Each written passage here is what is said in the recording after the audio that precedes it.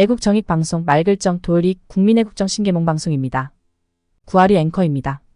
위기의 자유대한민국 구한다는 의미입니다. 애국예병 신백훈 박사는 요즘 애국교수 모임 정교모에서 출판한 국민필독서 문재인 흑서 10권 이상 구입하고 선물하기 운동하고 있습니다. 도서 목차 제목별로 낭독 동영상 올리오니 꼭 시청하시고 전파해 주시기를 간곡히 호소드립니다. 제3편 이호선 교수의 대한민국을 범죄도시로 만드는 검수완박 편입니다. 네, 안녕하십니까. 발글정 도울릭 정익학당 밝은 도움을 주는 교육을 하겠다는 의미가 되겠습니다. 이번에는 문재인 흑서 제3편 대한민국을 범죄 도시로 만드는 검수완박 이호선 교수님이십니다. 국민대학교 법학 교수님 아주 훌륭하시고 의병이 보면은 참 잘생기신 분이다. 관상이 참 좋으신 분이다. 관상도 좋을 뿐더러 그렇게 애국 지식인이시기도 하니까 존경하지 않을 수가 없습니다. 그래서 제3편 존경하는 마음으로 낭독을 해보겠습니다. 검수완박, 우리 기억에는 뭐가 남을까? 학교에서 비법학 전공 학생들만을 상대로 시민사회의 법과 소통이라는 3학점짜리 교양 과목을 몇 학기째 가르치고 있다. 대학 차원에서 정년 트랙 전임 교수가 가르칠 것을 요건으로 각 전공마다 개설토록 한 뒤 비전공자들만 수강토록 하는 이른바 핵심 교양 과목이다. 이 과목에서 필자가 학생들에게 내주는 과제 중 하나가 교수에게 질문 리스트를 내도록 하는 것인데, 교수가 당혹해 할 만한 질문일수록 높은 점수를 준다. 당장 답변이 어려우면 같이 해답을 찾으면서 교수도 학생처럼 배우자는 것이다. 참 이것만 봐도 정말 존경하는 분입니다. 이런 스승이 있어야 됩니다. 이런 스승이 있어야 됩니다. 그런데 지난 학기인 2023년 1학기 학생 질문 중에 이런 질문이 올라왔다. 중국에서는 경찰이 법을 집행하는데 왜 한국에서는 검찰이 법을 집행하는가? 말투나 검찰이 법을 집행한다는 내용이 어색하고 현실과는 동떨어진 것이어서 이름을 보니 왕씨로 시작하는 일입니다. 즉 중국 학생이었던 것이다. 아마도 그 중국 학생 입장에서는 공안이라 불리우는 무소불위의 경찰이 민생은 물론 정치 체계의 중추를 장악하고 있는 본국과 비교할 때 한국의 수사 사법 체계가 잘 이해되지 않고 그것이 비정상적으로 보일 수도 있었을 것이다. 그러나 조만간 우리도 이 상태로 10년, 20년 지나면 일반 국민에게 경찰 국가가 아주 익숙해지지 않을까. 그리고 우리 젊은이들이 다른 자유선진 국가에 가서 저 왕이라는 학생처럼 경찰 국가가 아닌 사회를 이상하게 여기지 않을까 하는 답답함과 두려움이 느껴졌다. 이 답답함과 두려움. 이거를 우리 국민들이 알아야 됩니다. 이걸 알아야 됩니다. 네. 이걸 모르고, 중국처럼 되면은 노예사회가 되는 겁니다. 동서의 피안이라는 책이 저자로 잘 알려진 대만의 우징숑 박사는 자신이 어렸을 때부터 여성들이 발이 자라지 못하게 묶어두는 전족이란 것 있죠, 전족. 예, 전족이 풍습이 일반화되어 있던 환경에서 자라면서 가끔 시골에서 온 여자들이 발이 원래의 발 모양 그대로 있는 것을 보고 부자연스럽고 이상하게 생각되었던 적이 있노라고 해고한 적이 있다. 이게 참 외눈박이 있는 마을에 양눈 가진 정상적인 사람이 그게 장애인 되듯이 그 중국 여인들의 발을 묶는 거 도시에는 그랬는데 뭐 시골에는 그런 제재를 안 받았으니까 정상적으로 됐으니까 이게 이상하다. 이게 우리의 시사하는 바가 큽니다. 네, 우리 국민들이 이걸 알아야 됩니다. 비정상이 일상화되어 있으면 정상이 비정상처럼 보이는 현실을 예리하게 짚었던 것이다. 이게 그렇습니다. 지금 문재인은 완전히 비정상입니다. 그런데 우리 국민들 절반은 그 비정상이 맞는 것처럼 착각하고 있다는 것을 이런 책들을 보면서 배워야 됩니다. 적응한다고 해서 항상 그것이 정상이며 최선은 물론 보통의 선도 아니라는 것, 오히려 악인 줄도 모르고 노예인 줄도 모르고 그냥 살아가는 것이 인간일 수도 있음을 반증하는 것이다. 구소련의 전체주의 공산국가의 탄압 정치를 폭로했던 알렉산드로 솔제니친의 소설 이반데니 소비치 하루의 마지막은 이렇게 끝을 맺는다. 저도 이 책은 그때 당시 젊었을 때 읽긴 했습니다마는, 주인공 슈호프는 지극히 흡족한 기분으로 잠을 청했다. 오늘 하루 동안 그에게는 좋은 일이 많이 있었다. 재수가 썩 좋은 하루였다. 영창에도 들어가지 않았고 사회주의 단지로 추방되지도 않았다. 점심때는 죽구를 술을 속여 2그릇이나 얻어먹었다. 자감량 사정도 반장이 적당히 해결한 모양이다. 이렇게 하루가 우울하고 불쾌한 일하고는 하나도 없는 거의 행복까지 한 하루가 지나갔다. 야, 이것이 행복하다고 느낄 정도의 그런 것이 그때 소련의 사회였던 것이죠. 네, 진짜 우리 국민들이 이걸 알아야 됩니다. 이것이 정상이 아니면 분명하다. 슈호프가 느낀 것은 깊은 좌절과 절망 포기 속에서 얻은 순간의 안도이지 행복은 아니다.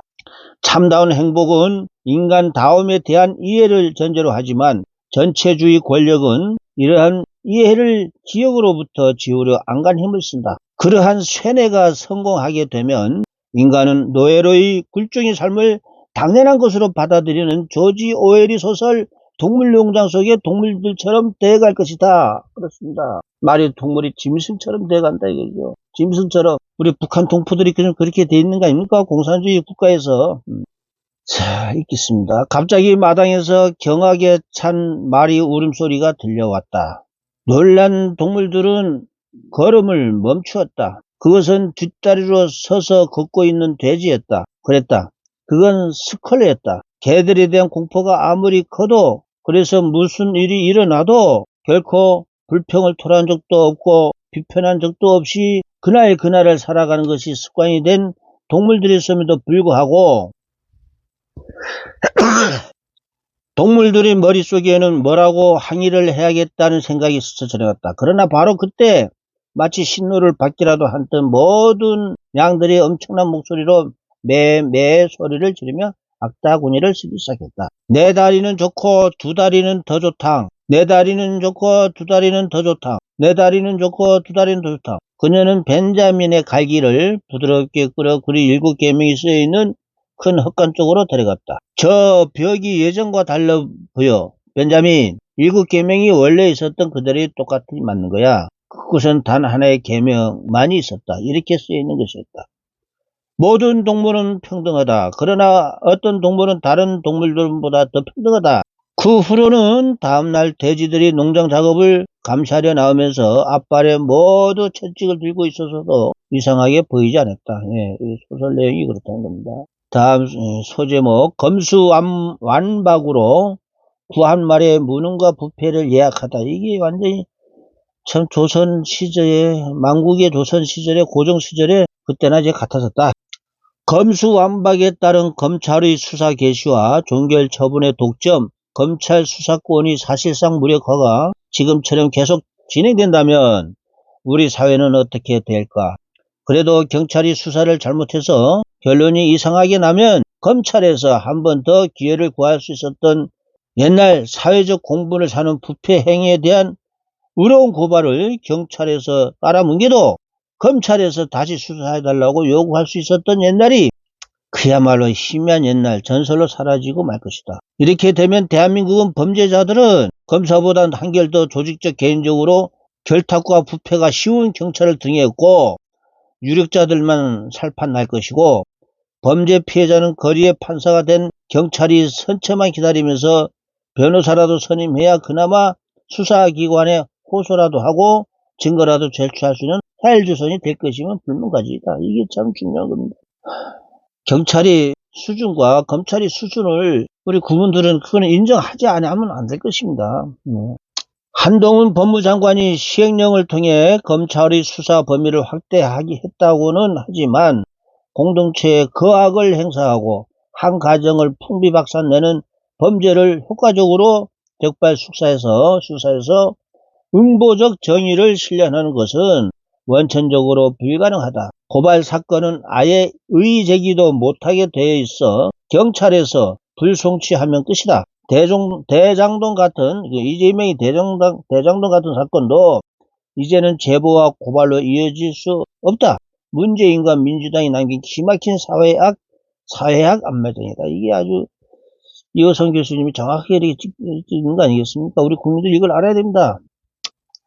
고소 사건도 실무 수사관 한 명이 사실상 사건의 결론을 좌지우지하도록 만들어 놓았다. 경찰 개헌의 양심과 사명과는 별개로 이미 제도적으로 신속한 수사는 물 건너갔다. 사기, 횡령, 배임과 같은 경제범죄 수사에 경험과 능력이 없는 경찰은 강제 수사에 소극적일 수밖에 없다.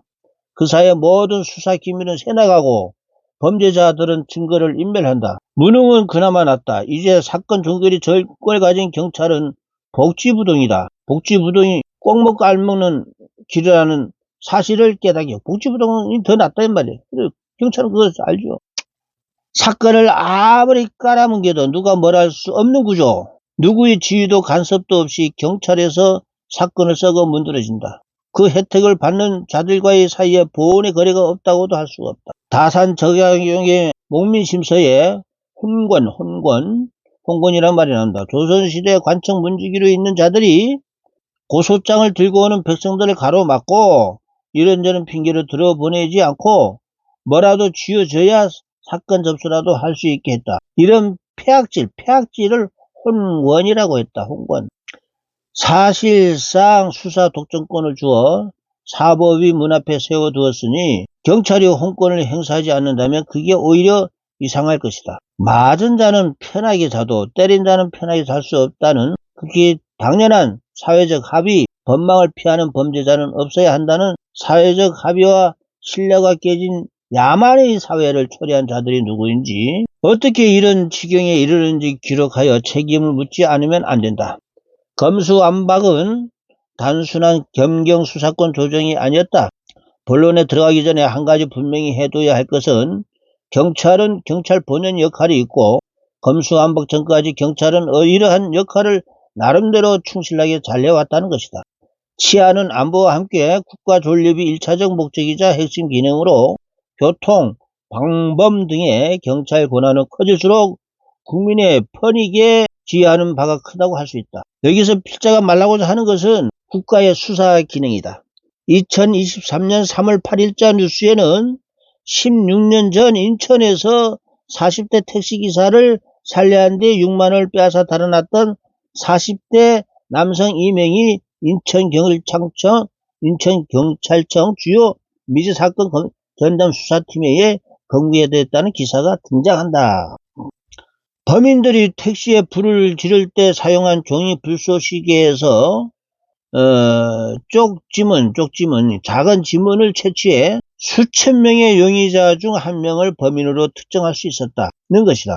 이러한 저인망식 수사는 경찰이 아니면 할 수 없다. 2023년 3월 6일에는 경찰이 강제추행한 혐의로 고소당한 남성들에 대하여 단순히 불송치를 결정한 사안에 대하여 검찰이 잇따라 신고한 여성들이 무고 혐의를 밝혀내 기소하였다는 보도가 있었다. 같은 시기에 나온 이 두 가지 기사는 범죄의 적발과 수사에서 경찰과 검찰은 분명히 각자의 장단점을 있음을 보여준다.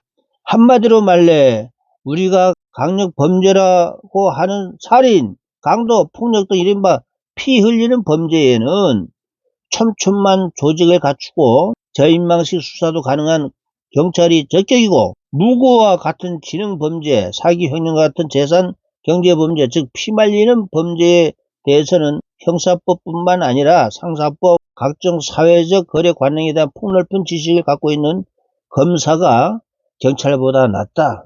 우리 이호선 교수님이 이걸 우리가 알아야 됩니다. 그런데 왜 문재인 정권과 민주당은 한사코 피말리는 범죄를 수사하는 검찰의 권한을 빼앗아 경찰에 넘겨주었는가? 검찰 수사권을 완전히 박탈하는 이른바 검수완박 강행 처리 과정에서 민주당 소속이었던 양향자 의원은 언론 인터뷰를 통해 검수완박을 처리하지 않으면 문재인 청와대 사람 20명이 감옥 갈 수도 있다는 말을 들었다고 폭로했는데 이 양심 고백은 검수완박 강행의 의도가 무엇이었는지 단적으로 보여준다.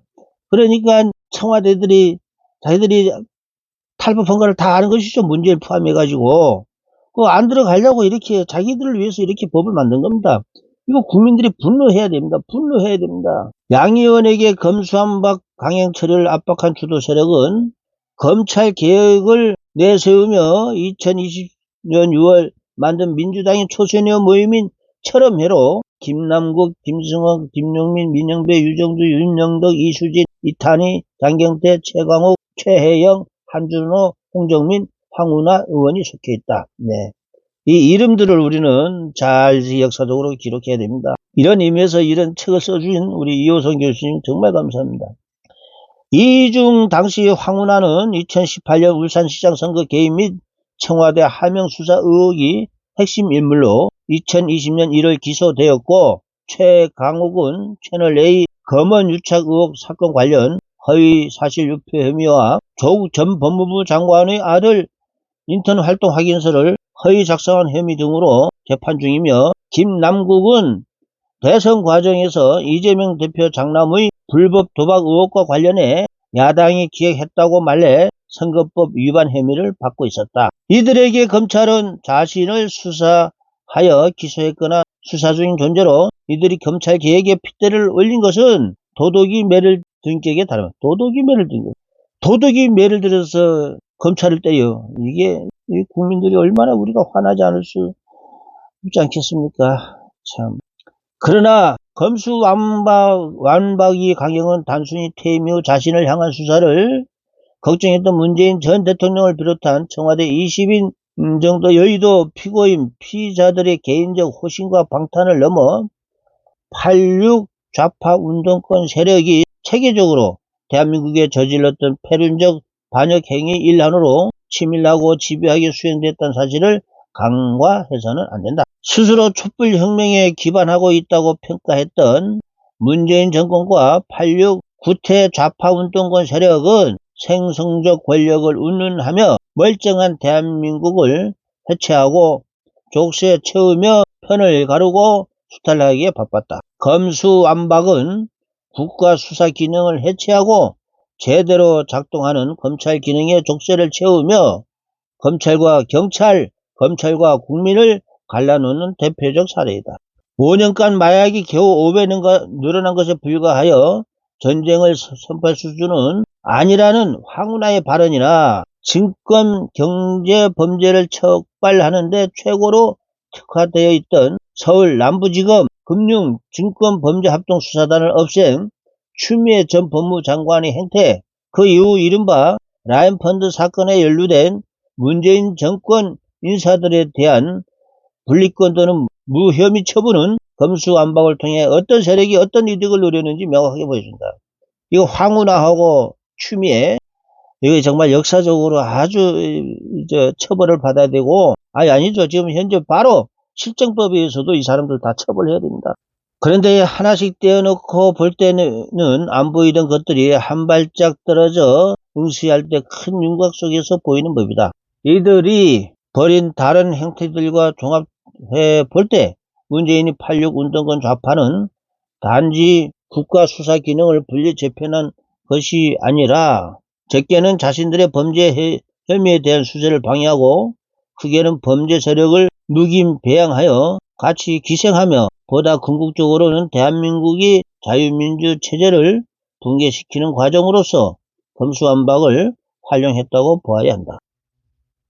검수완박과 함께 맞물린 검찰로부터의 대공수사권 박탈은 물론 국정원의 대공수사권까지 박탈하여 경찰에 몰아주는 입법까지 강행하고 고위공직자 범죄에 대하여 사실상 수사 능력이 없으면서도 입맛에 맞게 선택적 수사는 가능하도록 공수처 설치를 밀어붙인 것은 서로 무관한 일이 아니다.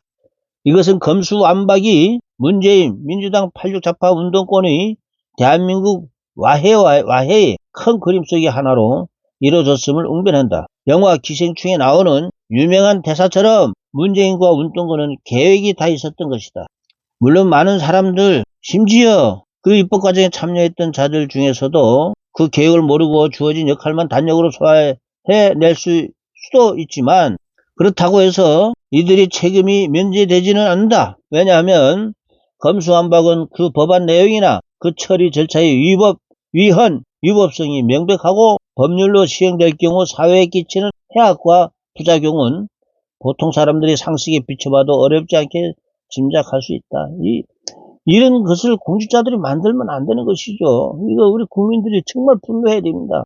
정말 문재인 그 일당들 행태는 좀 구역질이 납니다. 구역질이 납니다. 자, 다음에는, 자, 이제 실명들을 우리가 유명하게 정리하고 있습니다. 자, 검수완박을 주도한 사람은 박광원. 정말 아주 역사적 반역자, 국가 반역자, 국민 반역자입니다. 국회법 제59조에 따르면 일부 개정 법률안의 경우 의안이 위원회에 회부된 날로부터 15일이 지나지 않으면 그 이안을 상정할 수 없도록 되어 있고 다만 단서에 긴급하고 불가피한 사유로 위원회의 의결이 있는 경우에는 그러지 아니하다고 되어 있는데 박광호는 이 단서에 해당하는 사유가 없음에도 불구하고 자기 소속당이 의원수가 다수임을 기회로 해서 단서 조항을 임의로 악용했다. 또 국회법 제82조에 의하면 위원장은 회부된 법률안에 대하여 입법 예고를 거쳐야 하고 다만 긴급히 입법해야 하는 경우 위원장이 간사와 협의하여 이를 생략할 수 있도록 되어 있으나 긴급성 요건이 충족되지 않으면 물론 박광호는 간사와 협의 절차도 거치지 않은 채 입법 얘기를 생략했다. 그뿐 아니라 위원회 심사의 경우 국회법 제58조에 따라 안건 심사 시에는 전문위원이 검토 보고를 듣고 대치 토론, 축조 심사, 찬반 토론을 하도록 되어 있으나 박광원 법사위원장은 이 절차도 전했대. 이 박광원 우리 국민들이 정말 기억하고 이 사람 정말 처벌해야 되고 다시는 매장해시켜야 됩니다. 검수완박 법안이 처리 과정에서 박광원 법사위원장이 상식을 넘어서는 위헌, 불법적 행태는 민주당을 위장 탈당한 민영배를 야당 몫으로 인정하여 국회법 57조의 이 소정의 안건조정위원으로 선임한 것에서 정점에 달했다. 위 국회법 소정의 안건조정위원회는 다수당이 독주를 맡고 대의기관인 국회에서의 숙려를 통한 신중한 입법, 대화와 타협을 위하여 도입된 제도임에도 불구하고 박광원과 민형배는 오히려 이를 다수당의 억지와 불법을 포장하는 도구로 전락시키고 말았던 것이다. 위 조문을 보면 안건조정위원회가 구성되면 그 활동 기한을 구성일로부터 90일로 하도록 되어 있고 조정위원은 제1당 교섭단체와 그 밖의 교섭단체위원을 3+3 동수로 하여 일단 조정위가 구성되면 다수당이라도 독주하지 못하도록 최대 90일까지 숙려기간을 갖도록 하는 것이 국회법이 분명한 입법 목적임에도 박광원은 민주당을 탈당한 민형배를 야당인 국민의힘에 반대함에도 불구하고 비민주당 몫이 조정위원으로 선임하여 기존 민주당 의원 3명에게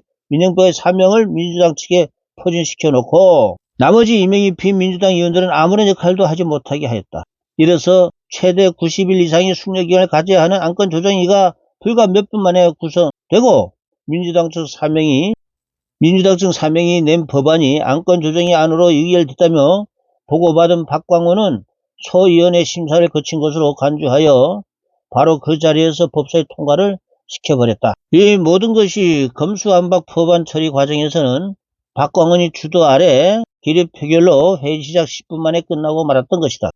이래서 다수당이 일방적 독주를 막기 위해 제1당과 그 외의 당을 동수로 만들어 놓고 최대한 90일간의 숙려 기간을 갖도록 하고 이를 통해 나온 안건에 대하여는 소위 심사를 거친 것으로 간주하도록 하는 안건조정위 제도가 다수당의 수단으로 그것도 법안 소위 심사도 생략하는 불법적 도구로 더럽혀지고 말았다. 도저히 정상적 언어적 표현이 불가능한 그냥 전대미문이 저질 양아치 집단의 행패가 대한민국 국회에서 벌어진 것이다. 이 박광원 이게 오죽 표현이 이제 우리 이호석 지식인이니까 점잖게 한 거죠. 도저히 정상적 언어로는 욕할 게 없다. 정말 개자식들입니다. 개자식들. 다음 주제는 검수완박을 주도한 사람은 또 민형배, 바꿔온 다음에 민형배입니다. 국회의원이라는 민형배는 민주당 몫이 법사위원으로 있다가 탈당이라는 형식을 통해 박광훈이 선임하는 대로 비민주당 몫이 안건조정으로 선임됐다. 그의 이런 행태는 탈당 전부터 그러한 의도로 탈당하겠노라 공언한 상태에서 찌르졌다. 그 후에는 민주당 몫이 안건조정위원 3명에 본인이 비민주당 몫이 조정위원이 되어 안건조정위가 만들어지자마자 4명이 같이 검수완박 법안을 안건조정위에서 의결한 것처럼 하여 법사위 안으로 확정시켰다. 이거 우리 국민들이 이거 제대로 알고 이렇게 알면은 가만히 있겠습니까? 정말이지 구역질 나오고 국민들이 분노해야 됩니다. 더불어민주당은 없어져야 됩니다. 국회의 정상적 업무를 방해한 범죄 행위의 다름 아니다. 이자는 국회 법무부 장관 청문회 자리에서 자신이 위장 탈당에 대하여 위장 탈당이 아니라도 강변하다가 슬그머니 민주당으로 원대 복귀하였다. 얼마나 국민을 우습게 합니까 이게. 다음은 검수완박을 주도한 사람은 박병석입니다. 박병석.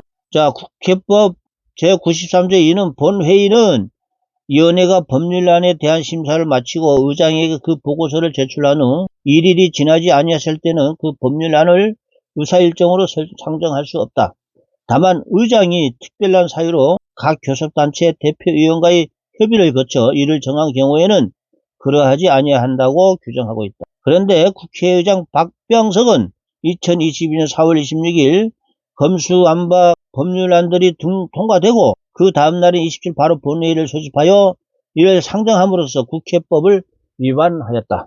위 조문이 단서에 해당하는 교섭단체 대표위원과의 협의도 거친 바 없음은 물론이다. 무엇보다 박병석 자신이 민주당 출신으로 박광원, 민영배 등이 범죄적 행위를 인지하고 상호 교감하면서 사실상 지휘 조율하였기에 위와 같은 행태가 새삼스럽지는 않으나 본회의 상정이라는 공권력 행사의 위헌 법률을 노골적으로 자행한 것은 한 국가의 국가의장으로서 무자격자임을 스스로 보여준 박병석은 무자격자라는 겁니다. 자, 또 소제목 검수완박의 최대 수혜자는 누구냐? 문재인 대통령. 문재인 대통령은 2022년 5월 3일 오후 2시 퇴임 전의 마지막 국무회의를 주재하여 이 자리에서 검수완박 법률들에 대한 공포안을 심의 의결토록 하고 이를 공포하였다. 통상적으로 국무회의는 오전에 열어왔는데 퇴임을 일주일 남긴 마지막 국무회의는 이례적으로 오전 일정을 뒤로 미루고 오후로 잡았던 것이다. 이는 국회 본회의에서 그날 오전 법안이 강행 통과돼 이 순간을 기다리기 위함이다. 이야, 이거 정말 영화에 나올 일, 드라마에 나올 일입니다. 자당이 입법 광란이 법안으로 매듭지어서 바톤을 넣으면 바로 받아서 처리할 수 있도록 국무회의를 대기시켜 놨던 것이다. 정말 우리가 이런 내용을 우리 이효성 교수님 하면 어떻게 알겠습니까?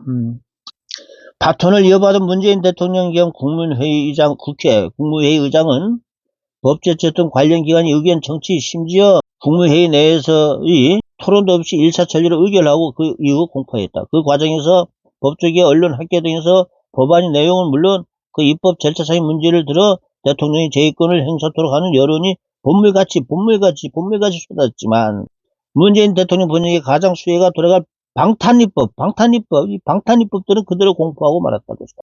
헌법상 대통령이 법률안 제의권은 고유한 재량해일 수도 있으나 국무회의 일정까지 자당이 폭주하고 있는 여의도 일정에 맞춰줌으로써 헌법상의 독립적인 국무회의를 국회 하청기관으로 전락시켜놓은 행태는 대통령이 정상적인 법률안 공포권이 범위를 넘어선 것으로 그것만으로도 충분히 위헌적이라 해야 할 것이다. 무엇보다 문재인 대통령은 아래에서 보는 바와 같이 검찰이 수사를 묶어두고 경찰의 제3자가 고발하더라도 경찰 단계에서 사건을 뭉개도록 제도화함으로써 임기 후에 안전핀을 만들어 최대의 수혜자가 됐다. 검수완박에 면죄부를 둔 헌재오죠. 헌법재판소. 그런데 법률 내용이 위법성 여부에 대한 판단을 제쳐두고 그 절차만 따져보더라도 온갖 불법, 탈법, 편법으로 국회법과 헌법 원리를 짓밟아 나온 귀태 검수완박의 2023년 3월 23일 헌법재판소가 입법 과정에서의 절차적 문제성을 인정하면서도 국회의장이 법안 가결 선포용은 즉법하여 결국 법률 자체는 문제가 없다고 함으로써 현재 스스로 흑역사를 쓰고 말았다. 법사위를 거쳐 본회의 일까지 1년의 순차적 과정에서 선행하자가 후속행위 효력에 당연히 영향을 끼치게 되면 두말할 나위가 없다. 헌재는 정치적 사안에 대해 사법적 심판을 하는 것이다. 선출된 권력은 국민 주권의 표현이기도 하지만 법의 이름을 빈 다수의 횡포 그리고 아예 이에 따른 기본권 침해 등이 문제될 수 있기에 헌법재판을 통해 이를 견제하고 바로잡자는 것이다. 흔히 대의민주정치에서 그 대의 실령기관이 의회인 까닭에 의회의 입법권은 무소분리로 인식되기 쉽지만 무소분리의 권력이란 민주공화정 내에서 생각할 수 없다. 미국이 건국의 아버지들은 상권 중에서도 가장 위험한 권력을 입법권으로 보았다. 미국이 제4대 대통령이었고 미국이 헌법의 아버지라 불리는 제임스 에디슨은 공화주의 정부에서 입법부가 갖는 우월성은 필연적이라고 하면서도 그 필연적 성격으로 인해 입법부를 다시 선출과 행동 원칙이 따른 두 개로 분리하여 변덕스럽고 자의적으로 변할 수 있는 입법부 내에서의 견제를 제도화하지 않으면 안 된다고 보았다. 이렇게 해서 나온 것이 미국의 사하원 양원 제도였다. 정당이 곧 입법부의 기둥인 현대 정당 국가는 입법권 원함령을 이미 그 생리적 특성으로 내포하고 있다. 정당은 영어로 파티이다. 부분이라는 말과 같은 뿌리에서 나왔다. 처음부터 전체와는 양립할 수가 없는 것이 정당이다. 따라서 정당 겉으로는 공동선 내지는 공익을 내세우지만 사실은 부분적인 당파적 이익을 쫓게 된다. 정당 내부에서의 전민주적 경제와 자체 윤리가 실종된 정파일수록 더욱 필요하다. 의회에 대하여 입법 재량이 광범하게 인정되어야 한다는 것이 입법상의 재량이 광범위 뜻은 아니다. 형사사법의 원리는 독수독과의 원리는 절차법으로 위법하게 수집된 증거는 그것이 아무리 진실규명에 유용하게 쓰여도 증거 없어서는 안 된다는 원칙이 우리 형사소송법의 대원칙이다. 그러니까 형법에도 그러는데 국회가 이렇게 하면 되겠습니까?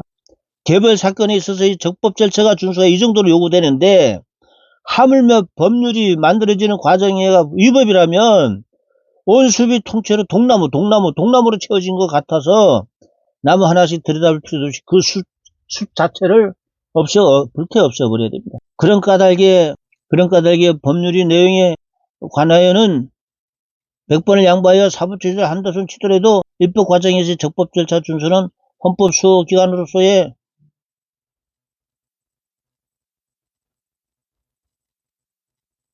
헌법재판소가 절대 양보해서는 안 될 일이었다.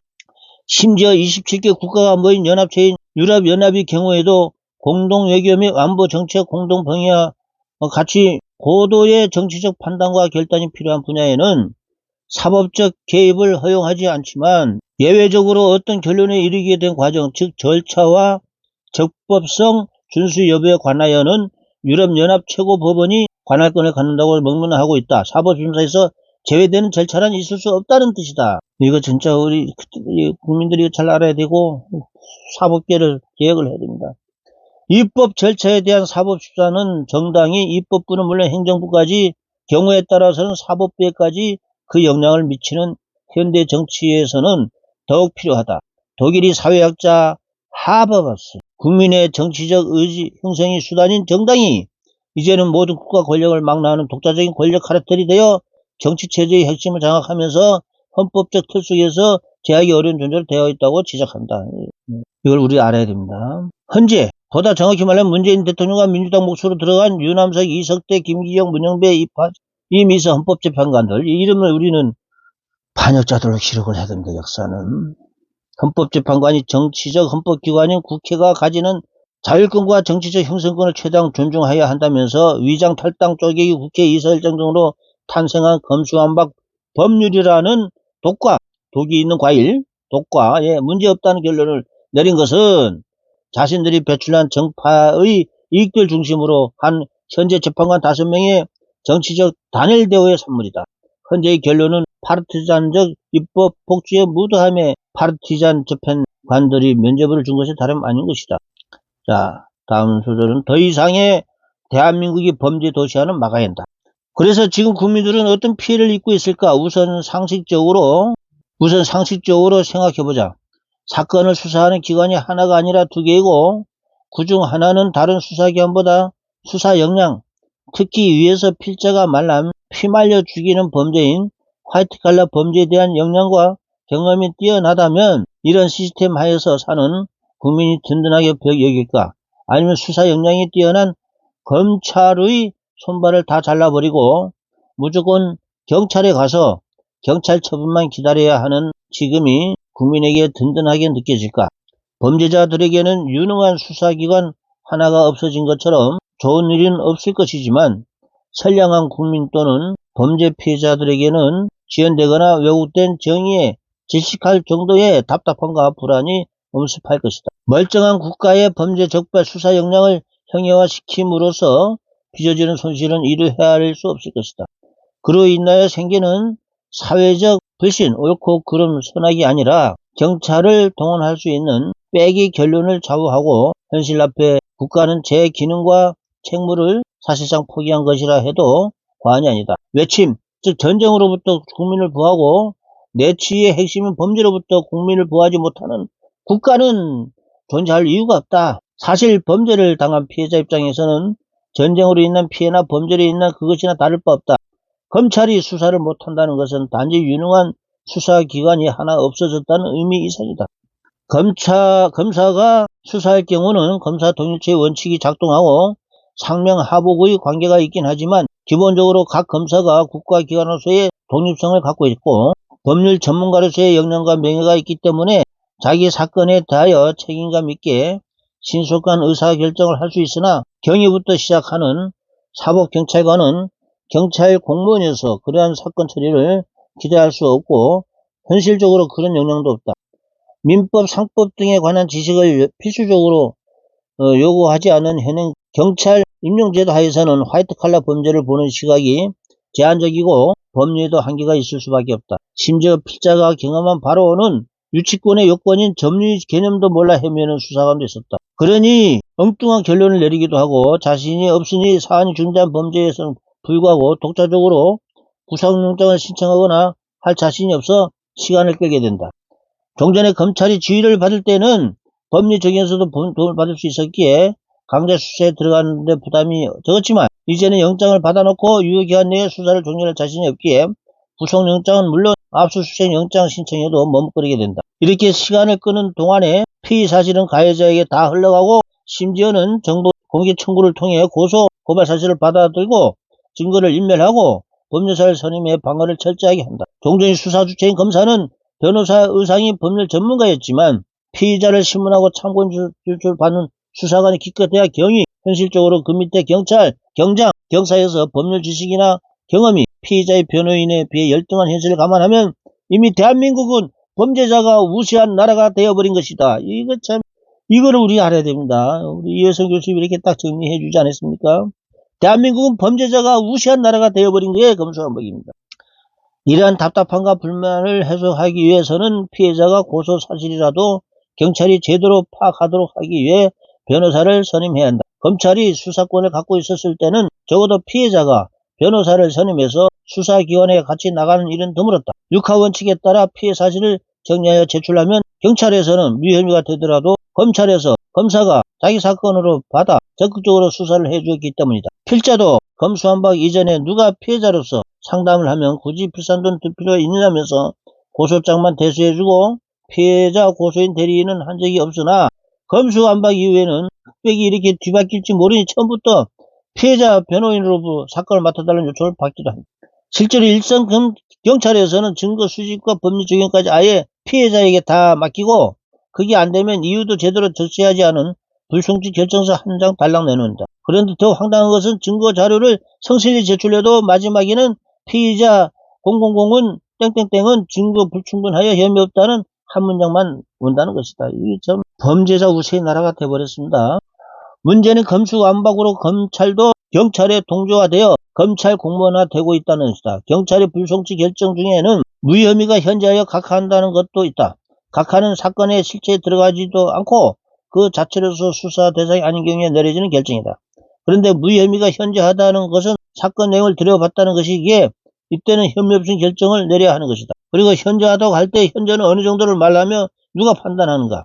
처음부터 자의적일 수밖에 없다. 그런데 이런 경찰의 불송치 결정에 대하여 의의를 해도 검찰 역시 그냥 넘어간다는 것이다.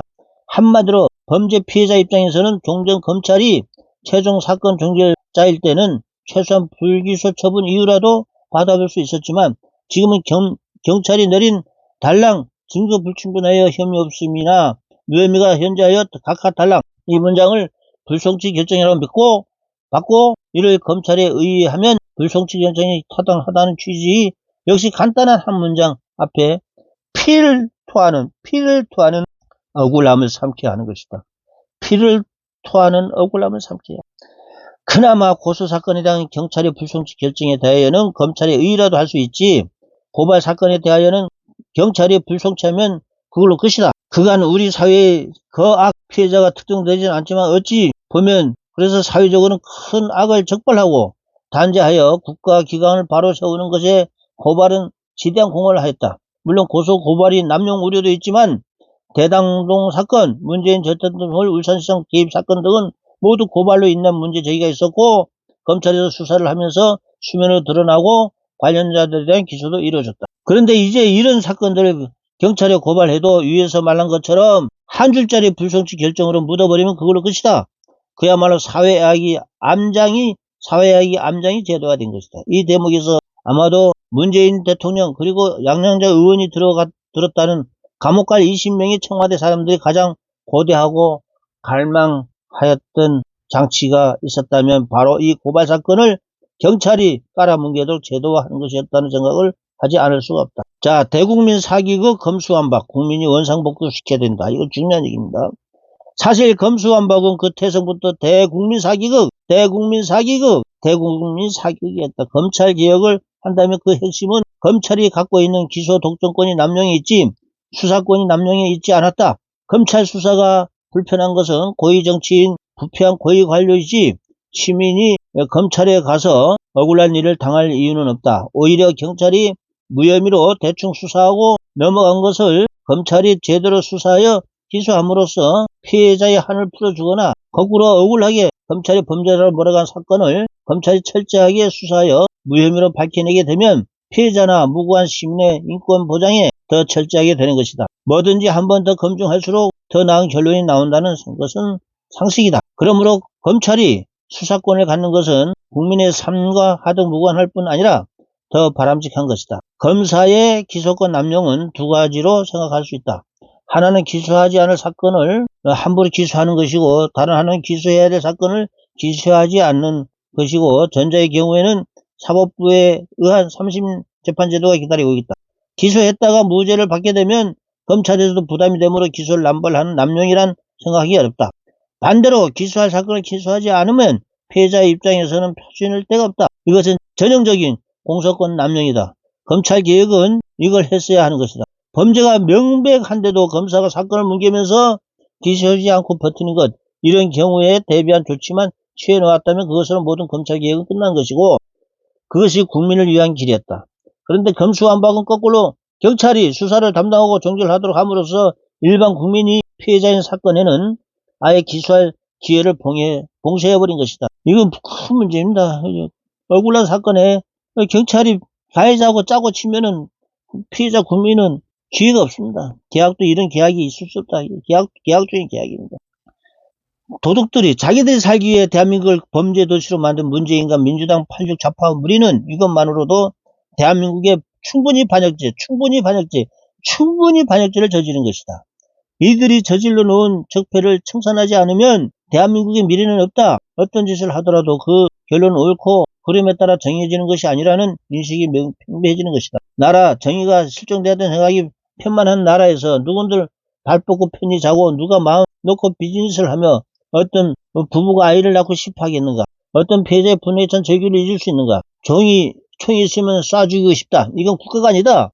총선을 통해 야만적 입법 독재를 청산하고 정상적인 수사 기능이 복원되도록 국민이 이제 나서야 된다. 총이 있으면 다 죽이고 싶다. 국민들이 심정입니다.